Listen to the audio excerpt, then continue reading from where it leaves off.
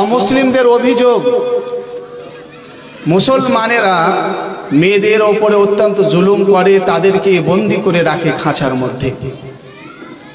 আমি তাদের অভিযোগের জবাবে বলতে চাই, এটা তাদের ভুল ধারণা। নবী করিম সাল্লাল্লাহু আলাইহি ওয়াসাল্লাম তিনি বলেছেন, আদ-দুনিয়া কুল্লুহা মাতাউন ওয়া খায়রু মাতা'id দুনিয়াল মারাতুস সালিহা। পৃথিবীতে যত ধন সম্পদ রয়েছে সব চাইতে দামি সম্পদ হচ্ছে সলেহা নারী। আচ্ছা বলুন তো, আপনি 50,000 টাকা দিয়ে একটি মোবাইল কিনলেন, আর 200 টাকা দিয়ে একটি কভার কিনতে পারবেন না? সকলেই কভার কিন্তু ব্যবহার করে। কেন? মোবাইলকে সেভ রাখার জন্য। আপনি মাত্র 50,000 টাকা দাম, 1 লাখ টাকা দাম আপনি কভার দিয়ে সেভ করার জন্য রেখেছেন, আর গোটা দুনিয়ার সমগ্র জিনিসের চাইতে দামি সম্পদ হচ্ছে সলেহা নারী। সেই নারীকে আমরা রাস্তাঘাটে ফেলে রাখবো, রাস্তাঘাটে উদাম করে রাখবো? দামি জিনিস, ওই জন্যে আমরা আমাদের মা বোনদেরকে ঢেকে রাখি। রাসূলুল্লাহ সাল্লাল্লাহু আলাইহি ওয়াসাল্লাম এই জন্যই ঢাকার আদেশ দিয়েছেন। তাই মহান আল্লাহ তাআলা বলেন, অকরনা ফি বুয়ুতিকুন্না ওয়ালা তাবাররাজনা তাবাররুজাল জাহিলিয়াতিল উলা। হে মহিলারা, তোমরা স্বগৃহে অবস্থান করো, তোমরা জামানায়ে জাহিলিয়াতের যুগের মতো নিজের রূপ প্রদর্শন করো না। জামানায়ে জাহিলিয়াতে একটি প্রতিযোগিতা ছিল, কি জানেন? যে যত ছোট পোশাক পরতে পারে সব চাইতে সেই বেশি দামি মহিলা। এই নোংরা প্রথা ছিল এক সময়। বর্তমান সময়ে দেখতে পাওয়া যায়, যেই নারী রাস্তাঘাটে বুক ফুলিয়ে চলতে পারে ওই নারীর দাম বেশি। আমি বলতে চাই পৃথিবীর মানুষকে, শুনুন, পুকুরের পানি সকলেই ব্যবহার করে কিন্তু কেউ পান করে না। তো এই সব নারীদেরকে সকলেই ব্যবহার করতে চায়, কেউ স্ত্রী বানাতে চাইলে। আল্লাহ তাআলা বলেন যে তোমরা স্বগৃহে অবস্থান করো, জামানায়ে জাহিলিয়াতের যুগের মতো নিজের রূপকে প্রদর্শন করো না। তাই আমি আমার মা বোনদেরকে বলতে চাই, খবরদার, আপনারা জামানায়ে জাহিলিয়াতের যুগের মতো নিজের রূপকে প্রদর্শন করবেন না। অর্ধনগ্ন হয়ে পোশাক পরা না পরা সমান এই রকম ভাবে চলাফেরা করবেন না। মহান আল্লাহ তাআলার বিধান, সূরা হাজব 33 নম্বর সূরা আয়াত নম্বর 32, 33 নম্বর সূরা আয়াত নম্বর 159 নম্বর আয়াতে আল্লাহ তাআলা বলেন, ইয়া আইয়ুহান নাবিয়্যু কুল লিআজওয়াজিকা ওয়া বানাতিকা ওয়া নিসাইল মুমিনিন ইউদিনিনা আলাইহিন্না মিন জালাবিবিহিন যালিকা আদনা ইউরাফনা ফালা ইউদাইন। হে নবী, আপনি বলুন আপনার স্ত্রীদেরকে, আপনার কন্যাদেরকে এবং পৃথিবীর সকল মুমিন নারীদেরকে, আপনি বলুন পৃথিবীর সকল মুমিনদের স্ত্রীদেরকে বলুন, তারা যখন বাড়ির বাইরে বের হবে তারা যেন পুরো শরীরকে ঢেকে বের হয়, তারা যেন চাদর পরিধান করে বাড়ি থেকে বের হয়, ফলে তাদেরকে চেনা যাবে, হ্যাঁ এরা মুসলমান।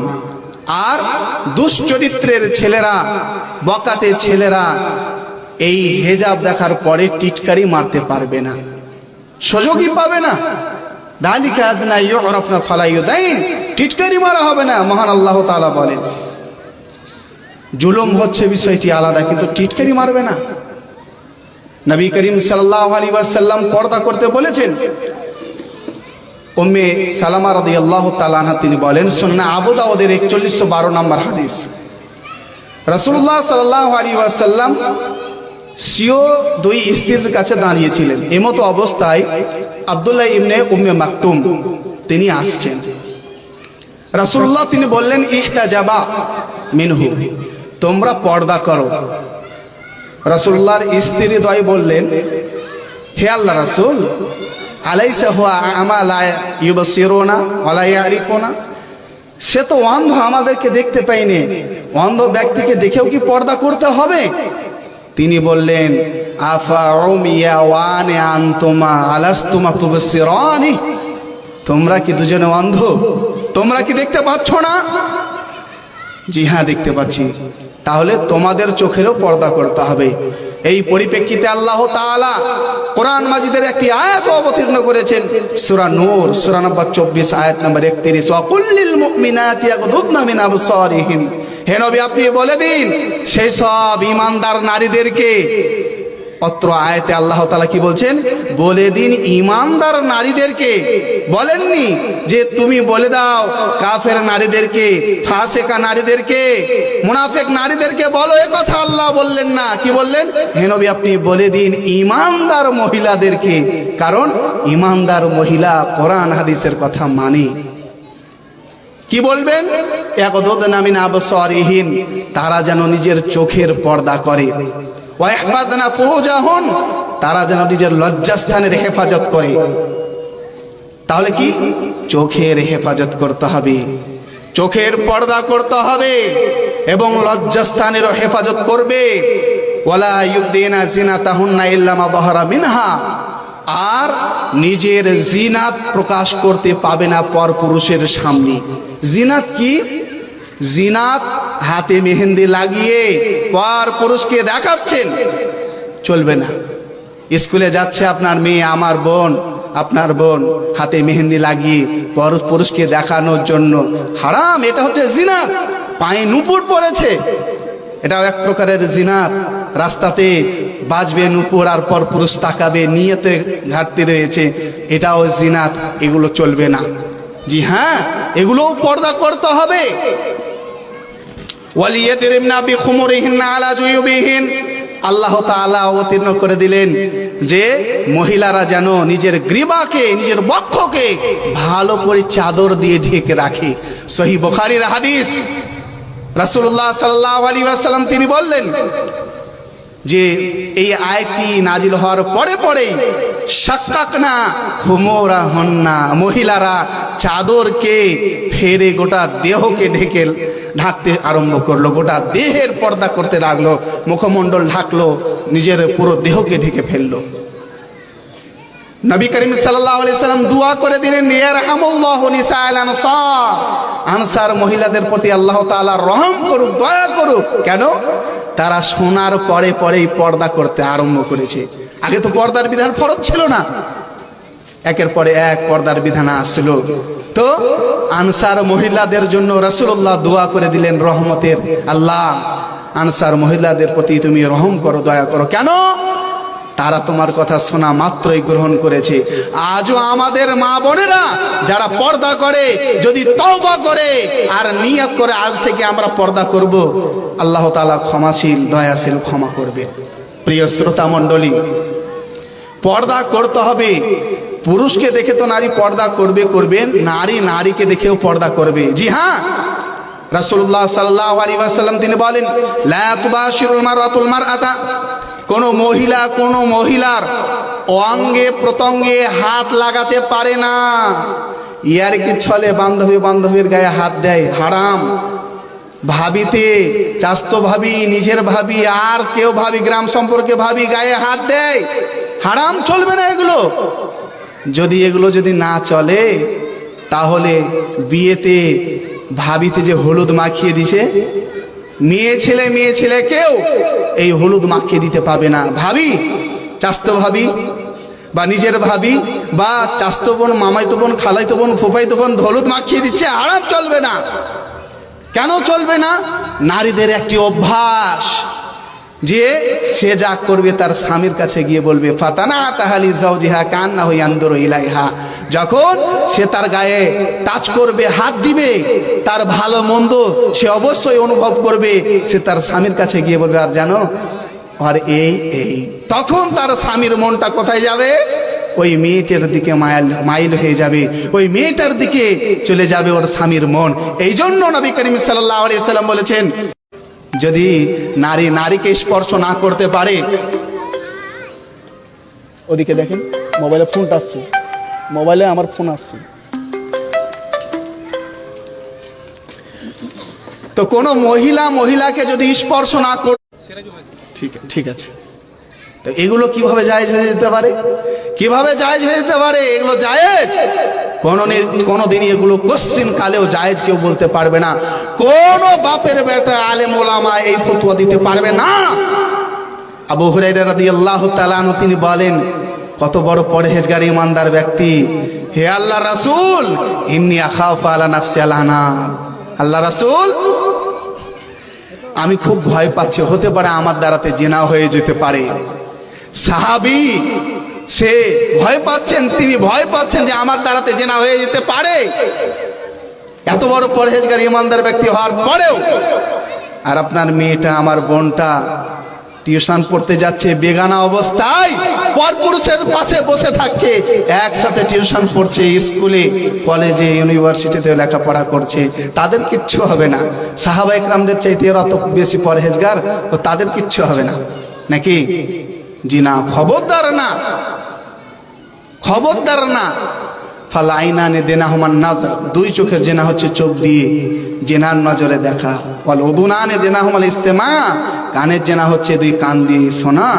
ওয়াল লিসানু জেনাহুল কালাম, জিহ্বার জেনা হচ্ছে কথা বলা, জেনা সম্পর্কে কথা বলা। ওয়াল ইয়াদ, হাতের জেনা হচ্ছে আল বাতসু, হাত দিয়ে ধরা। ওয়াল রিজলু জেনাহুল খুতা, আর পায়ের জেনা হচ্ছে পা দিয়ে জেনার রাস্তায় গমন করা। ওয়াল কলবু ইয়াহবি ওয়া ইয়াতামান্না, আর অন্তরের জেনা হচ্ছে অন্তর দিয়ে পরিকল্পনা করা। একটা ছেলে আর মেয়ে যদি পাশাপাশি বসে, ওদের মধ্যে কোনো অন্য কিছু জাগবে না, তাই তো নাকি? জি না। ওই জন্য পর্দা করতে হবে।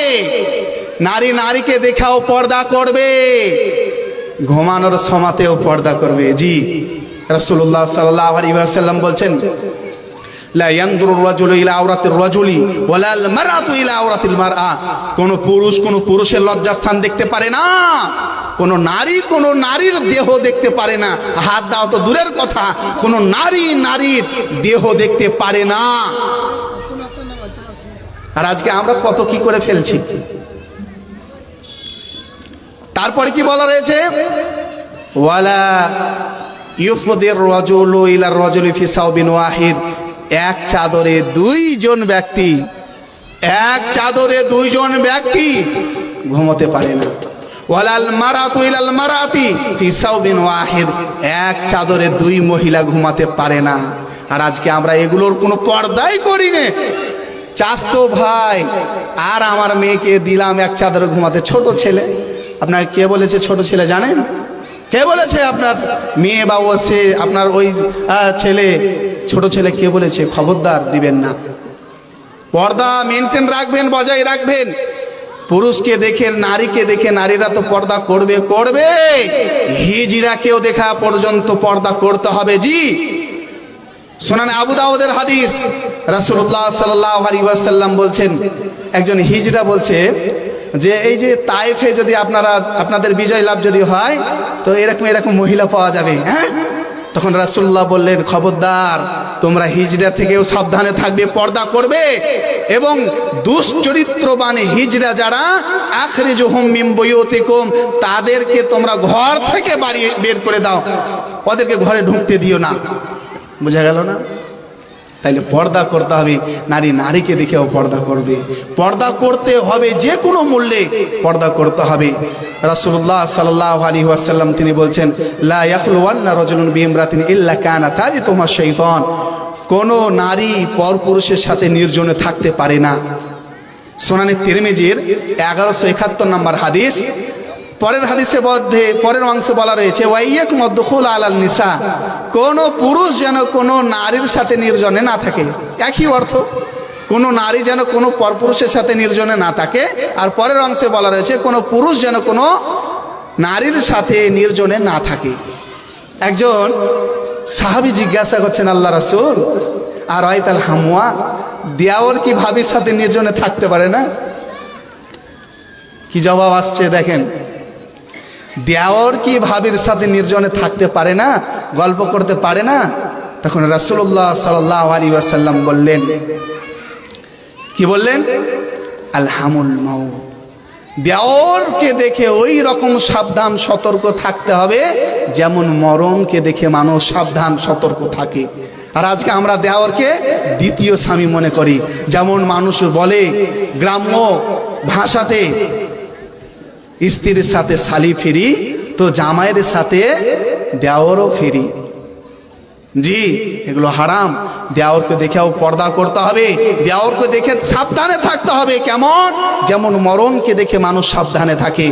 প্রিয় শ্রোতা মণ্ডলী, আয়েশা রাদিয়াল্লাহু তাআলা আনহা তিনি বলেন, কানা রুকবানু ইয়ামুরু বিনা ওয়া নাহনু মা'a রাসূলিল্লাহি সাল্লাল্লাহু আলাইহি ওয়াসাল্লাম মুহরিমাতুন ফাইদা হাজু বিনা সাদাদালাত ইহদানা জিলবাবাহা।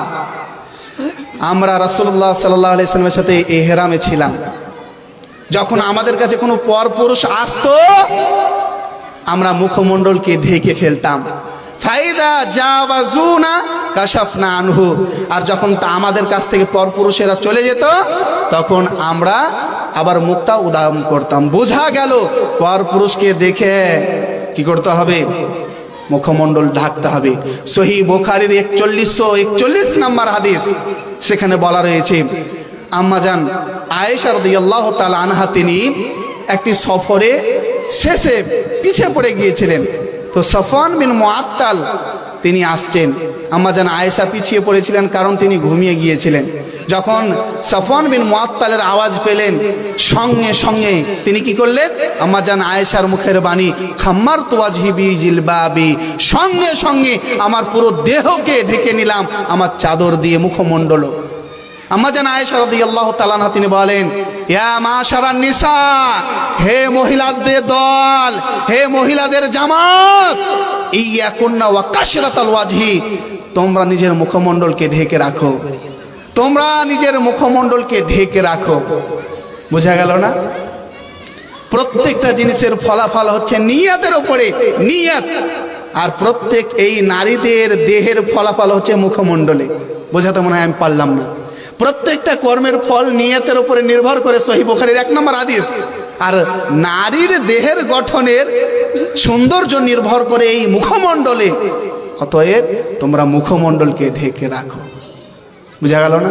সহিহ বুখারীতেও হাদিস রয়েছে, যখন আয়াতে হেজাব নাজিল হলো, তখন সাহাবা একরামদের স্ত্রীগণ মুখমণ্ডল ঢেকে নিলেন, গোটা দেহকে ঢেকে নিলেন। প্রিয় শ্রোতা মণ্ডলী, রাসূলুল্লাহ সাল্লাল্লাহু আলাইহি ওয়াসাল্লাম তিনি বলেন, যখন কোনো নারী সফর করবে, সে যেন কোনো মাহারিমকে নিয়ে সফর করে। সফরের এই যে পর্দার কত বড় গুরুত্ব দেখেন। একজন সাহাবী যুদ্ধ করতে বেরিয়েছেন রাসূলুল্লাহর সাথে। সহিহ বুখারীর 3006 নম্বর হাদিস। সাহাবী যুদ্ধ করতে বের হয়েছেন, এমতো অবস্থায় রাসূলুল্লাহর কাছে খবর এলো, মানে রাসূলুল্লাহ একটি হাদিস বললেন যে, লা তুসাফিরুল মারআতু মাসিরাতা ইয়ামিন ওয়া লাইলাতিন ইল্লা ওয়া মা'আহা যু মাহরাম। আল্লাহ রাসূল ফতোয়া দিলেন যে কোনো নারী যেন মাহরিম ছাড়া সফর না করে। তখন ওই সাহাবী বলছে, আল্লাহ রাসূল, আমার স্ত্রী তো হজে গেছে। কত ভালো কাজ দেখেন। হজ কি খারাপ কাজ? হজ করা কি খারাপ কাজ? আমার স্ত্রী তো হজে গেছে, মাহরিম তো কেউ নাই, একাই গিয়েছে। আল্লাহ রাসূল বললেন, তোমাকে জিহাদ করতে হবে না, তুমি যাও, ফাহুজ মা ইমরাতিক, তোমার স্ত্রীর সাথে তুমি থাকবে। মাহরিম নাই, তুমি যাও, যাতে করে পর্দার কোনো লঙ্ঘন না হয়। আর আজকে কোনো ব্যাপারই না, জালসাতে মেলাতে ঘুরতে যাবে, চাচতো ভাইয়ের সাথে, খালাইতো ভাইয়ের সাথে, জামাই বাবুর সাথে। হ্যাঁ, আল্লাহু আকবার, বিলাইকে মাছ জোগাতে দিচ্ছেন। এই যে আপনাদেরই আশেপাশে, নাম বলবো না, ওই এলাকার বদনাম হবে। নিজের বাপের কাছে সেফ নাই মেয়ে। এই তো কিছুদিন আগে 15 দিন ধর্ষণ করেছে, জেলে আছে বাপ। এখন 5টা ছেলে, 1টা মেয়ে। কেরালাতে ছিল, বাড়িতে এসে 15 দিন নিজের মেয়েকে ধর্ষণ করেছে। বাপের কাছে মেয়ে সেফ নাই। ওই যে ওখান থেকে আরো অনেক দূরে, প্রায় 80 কিলোমিটার দূরে, 3 দিন পর পর শিক্ষিত, মূর্খ লয়, শিক্ষিত বাপ, শিক্ষিত এবং নামাজে পড়ে, ওই বাপ নিজের মেয়েকে 3 দিন ধর্ষণ করছে। দিয়ে ফতোয়া জিজ্ঞাসা করছে, মাওলানা সাহেব, আমার মেয়ের সাথে এই হয়ে গিয়েছে। একেবারে আল্লাহর কসম, রিয়েলি ঘটনা, বানোয়াটি ঘটনা নয়। ভাগ্নি সেফ নাই, নিজের ফুপু কাকি এরাও সেবে নাই। এরাও এই জেনাতে, বেপর্দার কারণে এই সব কাজে তারা জর্জরিত হয়ে যাচ্ছে। ওই জন্য পর্দা মেনটেন করতে হবে। রাসূলুল্লাহ, আল্লাহ তাআলা তিনি বলছেন সূরা নূরে যে নারীরা তো পর্দা করবে, কখন থেকে করবে? সুনানে আবু দাউদের মধ্যে বলা রয়েছে, আসমা এবং আম্মাজান আয়েশা রাদিয়াল্লাহু আনহুমা থেকে বর্ণিত। রাসূলুল্লাহ সাল্লাল্লাহু আলাইহি সাল্লাম বলছেন, আয়েশা তুমি জানো কখন থেকে মেয়েরা পর্দা করবে? ইদা বালাগাতিল মারাতুল মাহিদ, যখন মেয়েদের ঋতু আরম্ভ হয়ে যাবে, সাবালক হয়ে যাবে, তখন থেকে তারা পর্দা করবে। অনেক এই রকম গার্জেনকে দেখা যায়, তাদের মেয়ে সাবালক হয়ে গিয়েছে, তবুও ছোট ছোট জিনিস পরিধান করে বের হয়। শিক্ষিত পরিবার, হ্যাঁ, আর কিছু মনে করে না, ছোট ছোট পোশাক পরিধান করে, কোনো প্রকারের পর্দা মেনটেন করে না, আর নিজেকে শিক্ষিত দাবি করে। ওকে যদি মূর্খর বাচ্চা মূর্খ প্রমাণ না করতে পারি, জাতির সামনে কোনোদিনই বক্তব্য দেব না। মহান আল্লাহ তাআলা তিনি বলেছেন সূরা জুমারে, সূরা জুমার 39 নম্বর সূরা আয়াত নম্বর 9, ইন্নামা ইয়াতাযাক্কারু উলুল আলবাব, প্রকৃতপক্ষে কোরআন হাদিসের বাণীকে ফলো করে চলে, উপদেশ গ্রহণ করে চলে যারা শিক্ষিত সমাজ। তুমি শিক্ষিত নিজেকে দাবি করো, আর এই যে পর্দার বিধান হলো ফরজ, তুমি তোমার মেয়েকে ঢাকতে পারো না, আর তুমি নিজেকে পর্দা মনে করছো। হ্যাঁ, নিজেকে ইমানদার শিক্ষিত মনে করছো না? খবরদার না। শিক্ষিত প্রমাণ করতে চাইলে আজ থেকেই পর্দা করতে হবে। জি, আজকে সেফ বলতে মানুষের কাছ থেকে উঠে যাচ্ছে, এগুলো হচ্ছে কিয়ামতের লক্ষণ। সহিহ মুসলিম শরীফের 8 নম্বর হাদিসের মধ্যে বলা রয়েছে, কিয়ামতের আলামত হচ্ছে আনতাজনিয়া উম্মাহু, মায়ের সাথে জিনা করবে, মাকে বিবাহ করবে। সুনানে তিরমিজির হাদিসে রয়েছে, বানি ইসরাইলের দল 72 দলে বিভক্ত হয়েছিল, আমার উম্মত 73 দলে বিভক্ত হবে। এই হাদিসের ওপরের অংশে লেখা রয়েছে কি জানেন? লাউ কানা আতা উম্মাহু আলানিয়াতান লা কানা ফি উম্মতি মা ইয়াফালু যালিক, যদি বানি ইসরাইলের মধ্যে মায়ের সাথে জিনা করে, বিবাহ করে থাকে, আমার উম্মতের মধ্যেও এরকম মানুষ পাওয়া যাবে যে তারা মায়ের সাথে জিনা করে, মায়ের সাথেও বিবাহ হয়ে যাবে এক পর্যায়ে। একসাথে দুই বোনকে বিবাহতে আবদ্ধ রাখা হচ্ছে হারাম। ওয়ান তাজমাউ বাইনাল উখতাইনি ইল্লা মা ক্বাদ সালাফ, সূরা নিসা 4 নম্বর সূরা আয়াত নাম্বার 19 থেকে 22। দুই বহিনকে, একটি স্বামী আর দুই বহিন এক স্বামীর অধীনে থাকতে পারে না, এরকম অনেক আছে। খালা এবং পিসি এবং ভাগ্নি, হ্যাঁ, এরা একসাথে জমা হতে পারে না, এরকম অনেক আছে অহরহ। জি, এরা কোরআন হাদিসকে ফলো করে না। আর এই সব পাপের কাজে লিপ্ত হওয়ার প্রধান যেটি কারণ, তা হচ্ছে পর্দা। জামাই বাবুকে চা দিতে যাবে, আপনার মেয়েটা কেন যাবে? শালিতে কেন চা দিবে গো? শালি অধিকার বলি, যদি আপনি সুযোগ দেন তাহলে আপনার যার সাথে বিয়ে দিয়েছেন তাকে চা দিয়ে পাঠাবেন, কেন শালিকে দিয়ে পাঠাবেন? খবরদার দিয়ে পাঠাবেন না। শালিকে দিয়ে চা পাঠালে তো এরকমই অবস্থা হবে। এই তো কিছুদিন আগে এক বোনের পেটে বাচ্চা, 8 মাসের বাচ্চা, 8.5 মাস হচ্ছে, 8.5 মাসের বাচ্চা।